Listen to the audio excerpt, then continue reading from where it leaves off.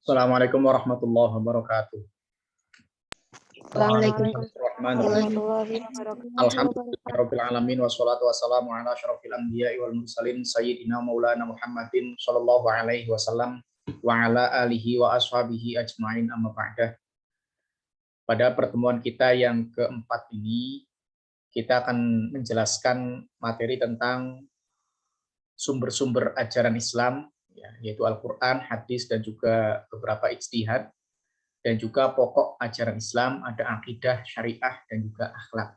Nah, materi ini adalah merupakan materi yang keempat ya pada pertemuan yang keempat ini, sehingga materi ini akan menjadi bagian dari materi metodologi studi Islam yang sebelumnya adalah materi-materi yang kaitannya dengan secara umum. Kita sudah masuk materi-materi yang lebih khusus lagi, yaitu pertama kaitannya dengan sumber ajaran Islam. Dan ini menjadi materi yang sering dibahas, ya, karena semua yang dilakukan oleh orang Islam itu harus memiliki sumber. Jadi apapun yang kita lakukan, apapun yang kita katakan, kalau mengatasnamakan Islam, maka dia harus memiliki sumbernya. Jangan asal ini adalah ajaran Islam, ini adalah apalagi itu kaitannya dengan ini adalah apa yang diajarkan oleh Nabi, mana sumbernya. Nah, itu akan selalu ditanyakan model seperti itu. Oleh karena itu, di sini materi yang sebenarnya menjadi materi utama di dalam kajian-kajian khususnya adalah kaitannya dengan hukum Islam itu sendiri. Kita masuk pada sumber ajaran Islam. Pendahuluan yang ingin saya sampaikan pertama adalah kaitannya dengan apakah yang menjadi landasan pokok dalam menjalankan ajaran Islam. Karena kita selama mengatasnamakan agama, kita mengatasnamakan bahwa ini adalah ajaran agama Islam, maka harus punya landasan pokoknya, ya, harus punya dalilnya, harus punya sumbernya dari mana. Apa betul hanya Al-Quran dan hadis yang menjadi dasar ajaran agama Islam saja? Terus gimana kalau misalkan sesuatu itu belum disebutkan secara rinci di dalam Al-Quran dan hadis, terus kita harus bagaimana? Kayak misalkan pil koplo, ya, pil ekstasi itu di Al-Quran nggak ada, ya, maupun di hadis juga tidak ada penyebutannya. Secara spesifik tidak ada penyebutan bahwa pil koplo itu haram, terus kemudian ekstasi itu haram, atau obat-obatan terlarang yang lain itu haram. Itu nggak ada istilah-istilah yang secara spesifik disebutkan di dalam Al-Quran. Terus bagaimana solusinya? Nah, ini di sini sedikit akan disampaikan, tapi tentunya materi ini sebenarnya lebih luas lagi akan dibahas di mata kuliah usul fikih, itu yang lebih luas lagi. Kemudian bagaimana amalan kita yang tidak secara langsung disebutkan di dalam Al-Quran dan hadis? Apakah termasuk bid'ah, ya? Apakah itu membuat-buat hukum sendiri yang kemudian nanti dianggap sebagai orang yang tidak sesuai dengan agama, atau bagaimana? Ya, sehingga nanti apa saja pokok-pokok ajaran Islam yang harus diteladani, harus diikuti oleh umat Islam. Nah, inilah materi yang menjadi kita bahasan pada saat ini, ya, yaitu tentang bagaimana sumber-sumber hukum Islam, ya, khususnya ajaran Islam itu sendiri, dan juga bagaimana pokok-pokok ajarannya, ada apa saja di dalamnya. Kita masuk pada kaitannya dengan proses bagaimana hukum khususnya, ya, ajaran Islam itu muncul. Ya, sebelumnya kita harus memahami bahwasanya pada saat Nabi masih hidup, ya, para sahabat itu semuanya muara penjelasan atau solusi permasalahan keagamaan itu semuanya ditanyakan kepada Nabi. Jadi enak, ya, sudah ada Nabi sehingga para sahabat itu kalau ada masalah maka langsung tanyakan semua permasalahan itu kepada Kanjeng Nabi. Tetapi ketika Kanjeng Nabi wafat, nah disitulah kemudian akan ada berbagai macam ijtihad di situ. Ya. Nah, sebelum itu Kanjeng Nabi sudah memberikan gambaran-gambaran bagaimana para sahabat itu tidak hanya jangan sampai kemudian hanya berpangku tangan, hanya mengandalkan Kanjeng Nabi saja. Bagaimana walaupun ada Kanjeng Nabi, para sahabat juga dianjurkan untuk kemudian berpikir, mencari inovasi baru, ya, di dalam ketentuan-ketentuan ajaran Islam itu. Seperti misalkan dalam hadis sahabat Mu'adz bin Jabal itu diangkat oleh Kanjeng Nabi menjadi gubernur di Yaman. Nah, sebelum berangkat, Nabi bertanya kepada sahabat Mu'adz, ya, kaifa taqdi? Wahai Mu'adz, kalau di sana terjadi permasalahan hukum khususnya, itu bagaimana caramu memutuskan hukum? Kemudian sahabat Mu'adz mengatakan, aqdi bima fi kitabillah. Saya akan putuskan semuanya sesuai dengan apa yang ada di dalam Al-Quran. Kemudian Kanjeng Nabi bertanya, fa ilam yakun fi kitabillah, kalau di Al-Qur'an tidak ada terus bagaimana? Kemudian sahabat Mu'adz mengatakan, qala fa bisunnati Rasulillah sallallahu alaihi wasallam. Maka saya gunakan hadis Nabi, ya, hadis Nabi. Terus Kanjeng Nabi bertanya lagi, fa ilam yakun fi sunnati Rasulillah, kalau di dalam sunnah Nabi itu tidak ada bagaimana? Qala ajtahidu ra'yi. Saya akan berijtihad dengan pendapat saya. Kemudian Kanjeng Nabi menyampaikan, alhamdulillah allazi waffaqa Rasulillah sallallahu alaihi wasallam. Segala puji bagi Allah yang sudah memberikan taufik sehingga utusan Rasulullah itu bisa menjawab permasalahan kalau memang terjadi permasalahan di Yaman. Nah, ini adalah merupakan gambaran bahwa sahabat Mu'adz diajarkan untuk punya inovasi. Ya, kalau misalkan ada permasalahan, maka carinya bagaimana? Kemudian nyarinya pertama di Al-Quran. Terus, kemudian kalau tidak ada, cari di hadis. Kalau di hadis tidak ada, maka sahabat Mu'adz akan menyampaikan solusi itu melalui ijtihad pemikirannya.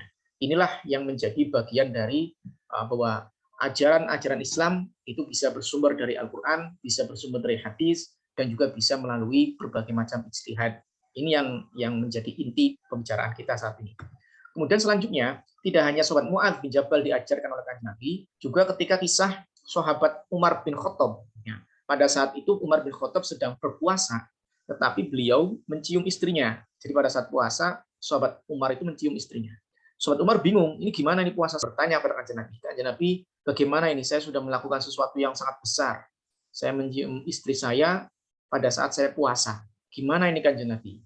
Nah, Kanjeng Nabi tidak mengatakan langsung jawabannya, tapi Kanjeng Nabi memakai kias, menganalogikan, memberikan analog. Ya, gambarannya bahwa kalau kamu sedang puasa, kira-kira kalau kumur-kumur saja, itu kira-kira batal nggak puasanya? Terus Kanjeng Nabi, sahabat Umar berkata, laba sabitalik, hal itu tidak membatalkan Kanjeng Nabi. Oh ya sudah, nah itu bahasanya. Jadi Kanjeng Nabi tidak langsung nggak apa-apa, nggak apa-apa, nggak batal puasanya, bukan kayak gitu. Tetapi memberikan gambaran lain yang itu merupakan analogi, menganalogikan atau kias, mengkiaskan dengan cara menggambarkan berkumur-kumur pada saat puasa, kira-kira membatalkan nggak? Ya sama hukumnya kayak gitu. Kemudian ada kasus sholat asar di Bani Quraidah. Dari sahabat Ibnu Umar diriwayatkan bahwa Kanjeng Nabi bersabda seperti ini pada perang Ahzab ya. Pada perang Ahzab itu Kanjeng Nabi bersabda seperti ini. La yusolliyanna ahadun al-asra illa fi Bani Quraidah. Kalian masing-masing dari kalian jangan sholat asar kecuali sudah sampai di Bani Quraidah. Jadi para sahabat itu dibilangi oleh Kanjeng Nabi bahwa jangan sholat asar kecuali sudah sampai di Bani Quraidah. Akhirnya mungkin kelompok para sahabat dibikin kelompok. Ya, kelompok pertama mungkin bisa lah kalau kemudian sholat asar di Bani Quraidah. Kelompok kedua mungkin masih bisa. Kelompok ketiga mungkin agak telat. Nah, kelompok yang berikutnya itulah yang kemudian mengakibatkan kalau kita mengikuti apa yang disampaikan oleh Kanjeng Nabi, yaitu kita sholat asarnya di Bani Quraidah, saya khawatir ya kelompok yang kemudian kebingungan nih para sahabat. Kita khawatir kalau misalkan kita sampai di Bani Quraidah-nya malah waktu Isya. Akhirnya kalau kita sholat asarnya di Bani Quraidah, sementara kita sampai di Bani Quraidah-nya Isya, berarti kodok dong. Ya, sholat asarnya berarti kodok. Terus gimana nih ya? Akhirnya terjadi perbedaan pendapat para sahabat. Ya, perbedaan pendapat. Ada yang sholatnya di jalan, karena mengingat waktu asar yang sebentar lagi habis, akhirnya terpaksa harus sholat karena sesuai dengan waktu asarnya. Ada yang kemudian tidak sholat asar sampai kemudian sampai di Bani Quraidah. Ya, sampai di Bani Quraidah baru sholat asar. Walaupun posisinya jatuh pada posisi waktu sholat isya, misalkan kayak gitu.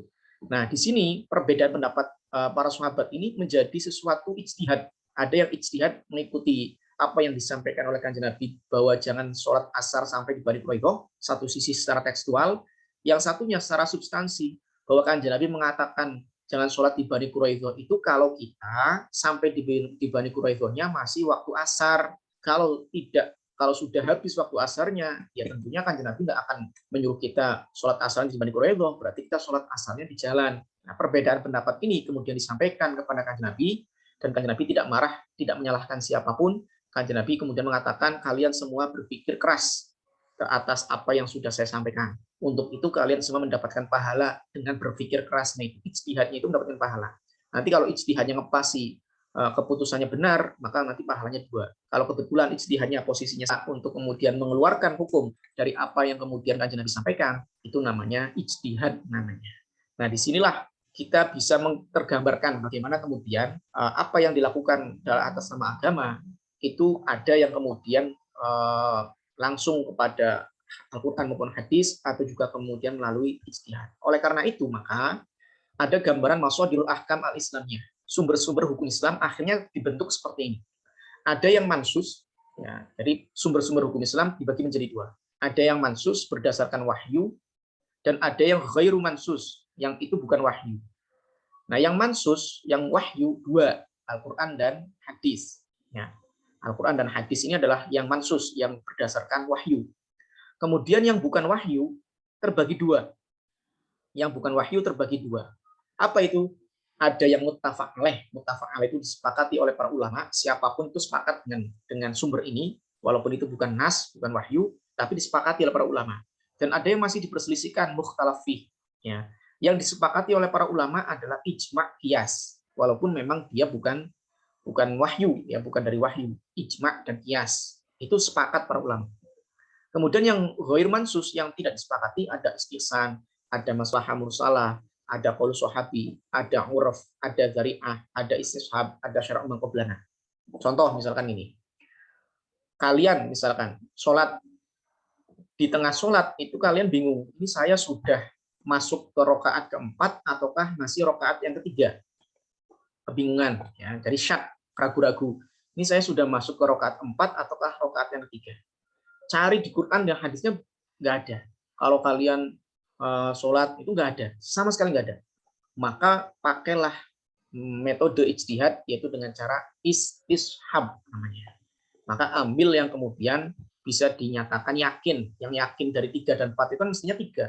Maka ambil 3. Atau kalian gini, tadi saya cuma cuci muka atau sudah sekalian wudhu ya? Nah, cuma cuci muka apa sekalian wudhu? Maka yang diambil adalah belum wudhu.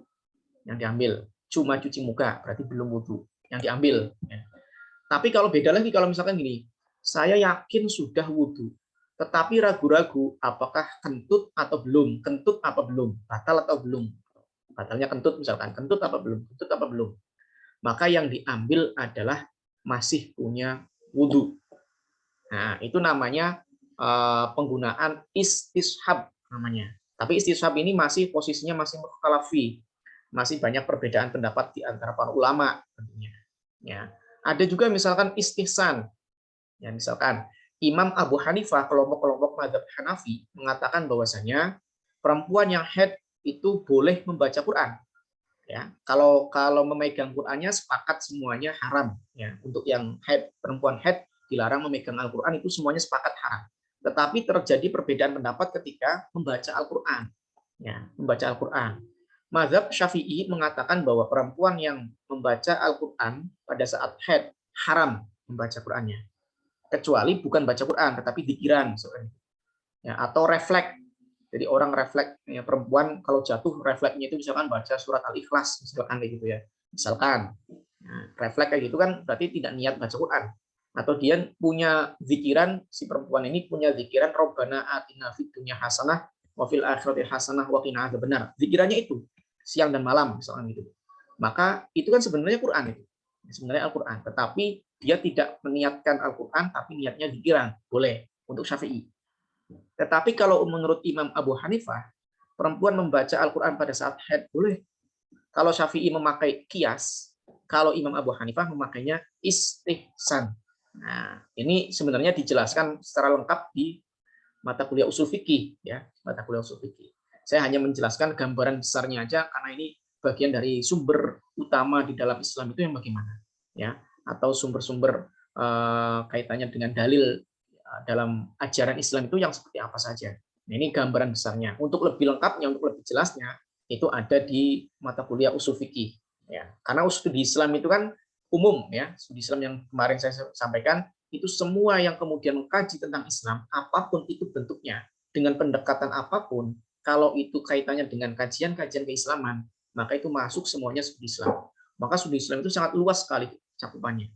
Ya. Bisa mata kuliah usul fikih, bisa mata kuliah fikih, bisa mata kuliah fikih muamalah, bisa fikih-fikih yang lain dan lain sebagainya. Itu kalau asalkan itu merupakan kajian-kajian keislaman, maka termasuk dari studi Islam. Makanya sangat luas sekali cakupannya. Kemudian sumber utama ajaran Islam adalah Al-Quran dan As-Sunnah. Ya. Al-Quran itu adalah kitabullah. Kita gambarannya, jangankan kalamullah, kalamul makhluk, ya, ucapan-ucapan yang disampaikan oleh makhluk, itu kita sulit memahaminya. Misalkan ada suara tokek. Ya, suara tokek ini kalau misalkan 5 kali bersuara, ya, tokek, tokek, tokek, tokek 5 kali, maka berarti kira-kira kepengenan tokek itu apa? Keinginan tokek itu untuk mengatakan itu tujuannya apa? Dan lain sebagainya. Itu kita akan kesulitan dalam memahami, padahal itu ucapannya tokek. Apalagi adalah kalamullah, firman-Nya Allah. Oleh karena itu harus memiliki kemampuan dan harus memiliki alat bantu keilmuan yang begitu lengkap ketika akan menjelaskan kaitannya dengan isi kandungan kalamullah. Nah, Al-Quran adalah kalamullah yang diturunkan kepada Nabi Muhammad dalam bentuk bahasa Arab yang sampai kepada kita secara mutawatir. Mutawatir itu banyak riwayat, ya. Jadi banyak riwayat yang kemudian disampaikan yang pada akhirnya kita dapat riwayat Al-Qur'annya seperti ini. Karena dulu itu ketika pada saat Nabi masih ada, itu Al-Qur'an belum dibukukan seperti yang sekarang ini, masih berserakan. Ada yang ditulisnya di batu, ada yang tulisnya di kulit, ada yang tulisnya di mau macam-macam. Pokoknya semua para sahabat menuliskan dimanapun, ya. Tetapi kemudian pada zaman Sahabat Umar diupayakan untuk kemudian dibukukan dan disempurnakan pada masa Khalifah Utsman bin Affan, itu disempurnakan pembukuannya. Nah, inilah kemudian sampai kepada kita, dan itu riwayat dari para sahabat yang mutawatir. Satu bacaan banyak perawinya. Nah, kemudian ditulis dalam mushaf, ya. Dimulai dengan surat Al-Fatihah dan diakhiri dengan surat An-Nas. Pembacanya memiliki nilai ibadah sebagai mukjizat Nabi Muhammad dan juga sebagai hidayah atau petunjuk bagi umat manusia. Nah, di dalam ajaran Islam itu, di Al-Quran itu ada penjelasan tentang akidah, tentang syariah, tentang akhlak. Nah, disinilah pokok-pokok ajaran Islam, yaitu ada akidah, ada syariah, dan juga ada akhlak. Nah, kemudian selanjutnya, kehujahan Al-Quran. Al-Quran itu sangat layak sekali dijadikan sebagai dalil syariat, karena Al-Quran adalah wahyu yang datangnya dari Allah. Dan bukti Al-Quran itu wahyu adalah dalil nakli yang qat'i dan juga membuktikan bahwa Al-Quran itu adalah kalamullah. Pembuktiannya misalkan Al-Quran itu berbahasa Arab. Maka kemungkinan dari mana asal Al-Quran hanya ada tiga, yaitu dari orang Arab sendiri, kemudian dari Rasulullah, dan kemudian dari Allah. Kalau kita kaitkan kemungkinan pertama dari orang Arab, salah, ya. Walaupun memang bahasa Arab, tapi tidak bisa kemudian itu datangnya dari orang Arab. Kenapa? Karena orang Arab ditantang untuk membuat Al-Quran, semisal Al-Quran tidak bisa. Wa in kuntum fi raibin mimma nazzalna ala abdina fa'tu bi suratin min mithlih. Ya, itu mereka nggak bisa. Mereka diminta untuk silakan buat Al-Quran. Ya, ternyata mereka nggak bisa, sama sekali nggak bisa. Padahal orang Arab, padahal sama-sama punya bahasa Arab, gitu ya. Tetapi orang Arab tidak bisa. Batal berarti. Al-Quran bukan dari orang Arab. Kemudian yang kedua, apakah Al-Quran dari Rasulullah? Juga batal. Kenapa? Karena Rasulullah adalah merupakan bagian dari orang Arab yang terbukti tidak mampu mendatangkan Al-Quran atau membuat tandingan Al-Quran. Tidak mampu. Selain itu, gaya ungkapan hadis berbeda dengan gaya ungkapan Al-Quran. Ya. Kanjeng Nabi mengungkapkan sebuah hadis dan itu gaya bahasanya, ungkapannya berbeda. Jadi batal atau tidak bisa kemudian Al-Quran itu dari Nabi. Tambah lagi yang kemudian disampaikan bahwa Kanjeng Nabi itu al-ummi. Kanjeng Nabi itu dikatakan secara kasarnya itu adalah tidak bisa baca dan tulis. Ini juga membuktikan bahwa Kanjeng Nabi nggak mungkin membuat Al-Quran. Kemudian kemungkinan yang ketiga, Al-Quran adalah datangnya dari Allah, dan inilah adalah yang benar. Karena setelah kemungkinan pertama dan kedua dibuktikan kebatalannya, maka kemungkinan yang ketiga tentu saja benar. Ya, kemungkinan ketiga ini sesuai dengan klaim Al-Quran sendiri yang di dalam Quran surat Fussilat ayat 42 yang menjelaskan bahwa Al-Quran itu turun dari Allah. Ya. Dan begitu seterusnya. Kemudian kandungan hukum Al-Quran itu mengandung semacam hukum yang memang diperlukan oleh manusia dari seluruh aspek kehidupan manusia. Jadi seluruh aspek kehidupan manusia itu ada semuanya di dalam Al-Quran. Macam-macam hukumnya, ada hukum yang mengatur hubungan Allah dengan manusia, misalkan akidah, ya, mengatur hukum antara hubungan dengan Allah dengan manusia, yaitu akidah, atau juga ibadah. Ini hablum minallah, hubungannya dengan manusia dengan Allah. Nah, ada juga mengatur hubungan hukum itu manusia dengan manusia itu sendiri. Misalkan hukum makan makanan, hukum berpakaian, ya, ada makanan halal, ada makanan haram, ya, ada berpakaian yang menutup aurat, ada yang tidak menutup aurat. Nah, itu hukum-hukum yang mengatur hubungan antara manusia dengan dirinya sendiri. Ada juga yang kemudian akhlak, ya, hubungan manusia dengan dirinya sendiri. Misalkan haram berdusta, ya, haram berbohong, dan lain sebagainya. Kemudian ada hukum yang mengatur hubungan manusia dengan manusia lainnya. Ya, misalkan tentang kepemimpinan, ya, bahwa pemimpin itu harus menyejahterakan rakyatnya. Semua kebijakannya itu adalah untuk kemaslahatan rakyatnya. Kemudian ada kewajiban menegakkan hukum. Ya. Kalau ada orang membunuh, maka tentunya ada hukumannya. Ada orang mencuri barangnya orang lain, maka tentunya ada hukumannya. Kemudian kewajiban pemerintahan Islam berbuat adil. Kemudian kewajiban rakyat untuk mentaati pemerintahnya. Kemudian ada hukum-hukum tentang sistem ekonomi, misalkan kepemilikan dan lain sebagainya. Atau hubungan pria dengan wanita, misalkan ada pernikahan, ya, cerai, dan begitu seterusnya. Kemudian kaitannya dengan hadis, ya, kalau tadi Al-Quran, hadis, ada hadis yang dilihat dari jumlah perawinya, terbagi menjadi hadis mutawatir, hadis masyhur, dan hadis ahad. Mutawatir tentunya perawinya banyak. Masyhur cukup 2 atau lebih sedikit lah, tidak sampai ke perawi yang mutawatir, tetapi statusnya hadis itu terkenal. Terkenal itu maksudnya dikenal oleh masyarakat, oleh para sahabat. Ya, walaupun perawinya memang sedikit, tetapi dikenal. Kemudian kalau ahad itu hanya perawi satu saja perawinya. Sehingga statusnya tentunya berbeda-beda, ya. Kalau mutawatir jelas sahih. Kalau yang lainnya ya bisa ada yang sahih, bisa juga ada yang hasan, ada juga yang bahkan dhaif. Kemudian dari bentuk matanya, hadis itu ada hadis qauli yang berasal dari ucapan Kanjeng Nabi. Ada hadis fi'li yang berasal dari perbuatan Kanjeng Nabi.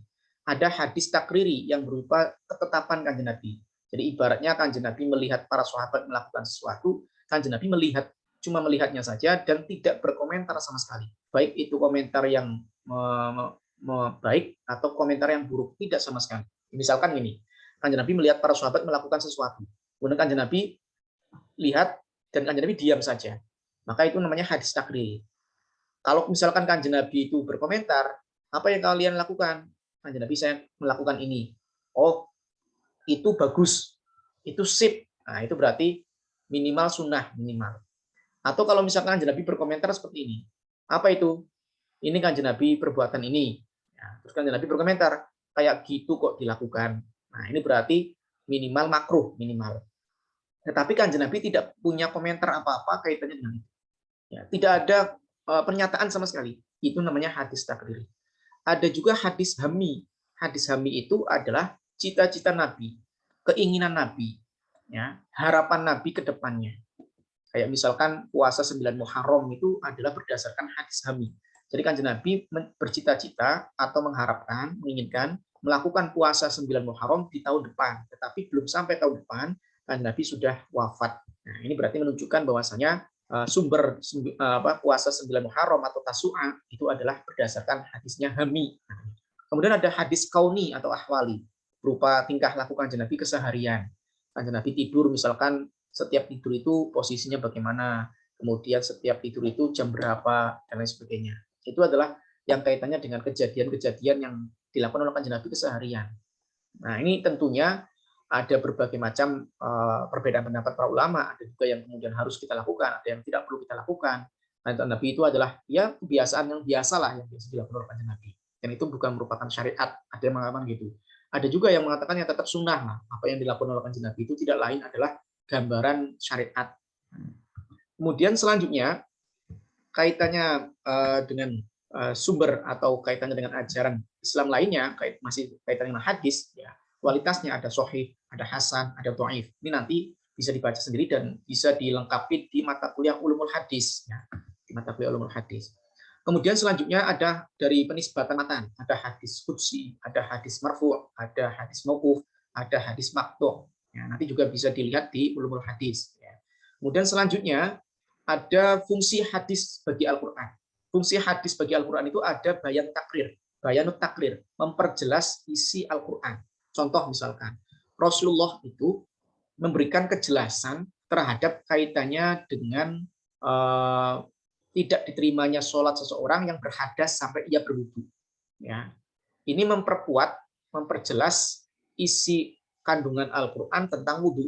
Ya ayyuhalladzina amanu idza qumtum ila sholati faghsilu wujuhakum wa aydakum ilal marafiq ayah. Gitu ya.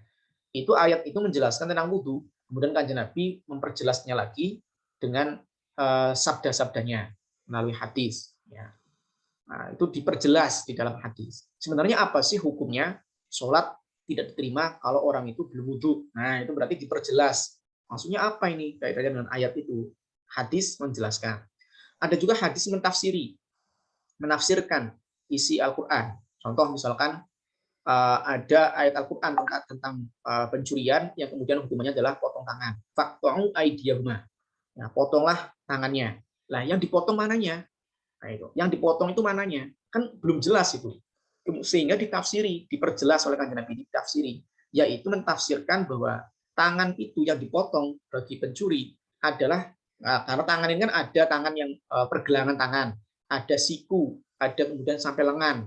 Itu yang dipotong mana? Yang lengannya, ataukah sikunya, bagian siku, ataukah bagian pergelangan tangan. Ternyata Kanjeng Nabi memberikan tafsiran bahwa sarik yang dipotong tangannya adalah mimif solil kaf, yaitu pergelangan tangannya. Berarti hadis memberikan tafsiran bahwa potong tangan itu adalah pergelangan tangannya. Fungsinya di situ. Kemudian ada bayanut tasyri', memberikan kepastian hukum Islam yang tidak disebutkan di dalam Al-Quran. Di dalam Al-Quran menjelaskan misalkan tentang pokok-pokok ajaran Islam kaitannya dengan zakat misalkan. Wa atuz zakah, wa yu'tuz zakata. Dan itu perintahnya hanya zakat gitu saja. Dan tidak ada kepastian hukumnya. Ini gimana maksudnya zakat itu? Akhirnya Rasulullah kemudian menjelaskan bahwa Allah mewajibkan zakat fitrah ya, pada saat akhir bulan Ramadan bagi masyarakat yang sudah dianggap wajib untuk mengeluarkan zakat. Satu sok min tamrin au so'an min syairin ala kulli hurrin au abdin dzakarin au untha minal muslimin. Akhirnya jelas di situ, kepastiannya ada bahwa ternyata zakat itu maksudnya adalah zakat fitrah. Makanya masuk kemudian zakat yang menjadi rukun Islam adalah zakat fitrah. Nah, disitulah kemudian hadis memberikan kepastian hukum dari ayat Al-Quran yang masih belum jelas. Kemudian fungsi hadis adalah nasakh, menghapus ketentuan yang terdahulu. Ya, misalkan di dalam Al-Quran itu ada wasiat. Jadi orang yang meninggal dunia itu ada wasiat bagi ahli waris. Tetapi hadis menjelaskan, mengganti. La wasiat ahli warisin. Ahli waris itu nggak dapat wasiat. Karena ahli waris punya bagian tersendiri yaitu warisannya. Jadi ahli waris tidak mendapatkan harta wasiat dari si mayit. Kenapa? Karena dia memiliki bagian tersendiri dalam warisan. Padahal Al-Quran menjelaskan itu. Tetapi dinasakh, dihapus ketentuannya oleh hadis. Nah, disitulah empat fungsi diantaranya hadis. Bayanut takrir, bayanut tafsir, bayanut tasyri', dan juga bayanut nasakh.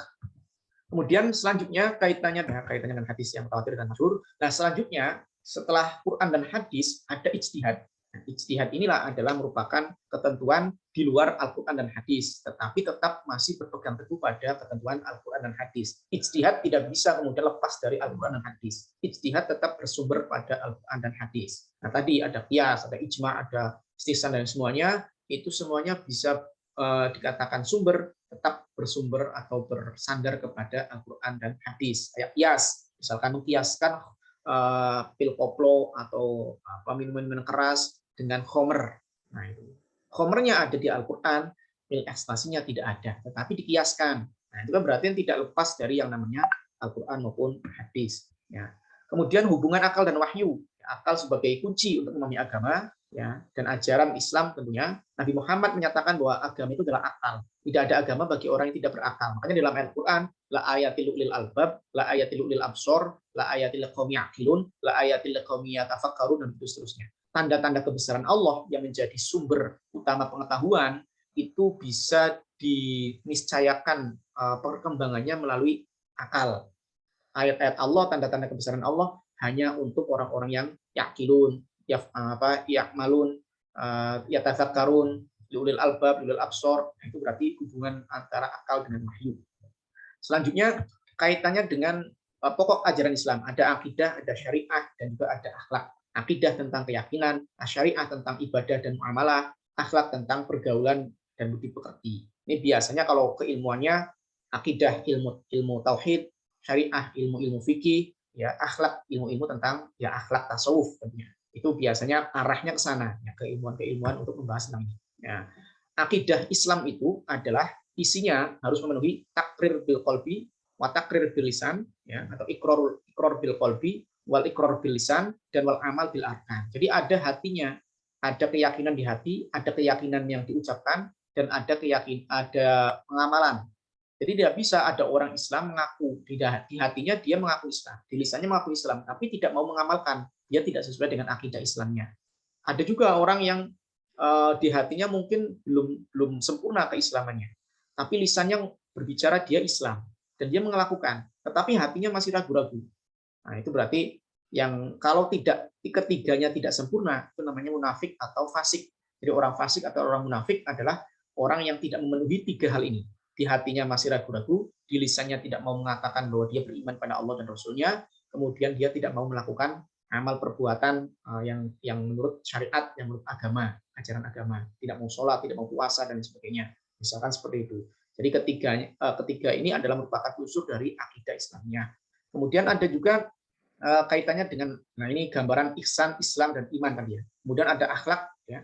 Akhlak ini adalah merupakan sesuatu perbuatan yang itu dilakukan berulang-ulang, kemudian tanpa ada pemikiran, refleks itu saja, dan juga dilakukan dengan sadar. Itu akhlak. Ya, jadi ada orang yang refleksnya itu baik, berarti dia punya akhlak yang baik. Kalau ada orang refleksnya buruk, berarti akhlaknya buruk. Ya, ini yang kemudian disebutkan dengan akhlak. Ya. Ciri-ciri orang yang berakhlak Islami tentunya tidak menghalalkan cara, dilakukan dengan di semua aspek kehidupan, baik yang kecil maupun yang besar. Semua perbuatan berdasarkan pertimbangan keimanannya dan melihat segala sesuatu itu dengan fitrah yang benar, tidak kemudian dengan pertimbangan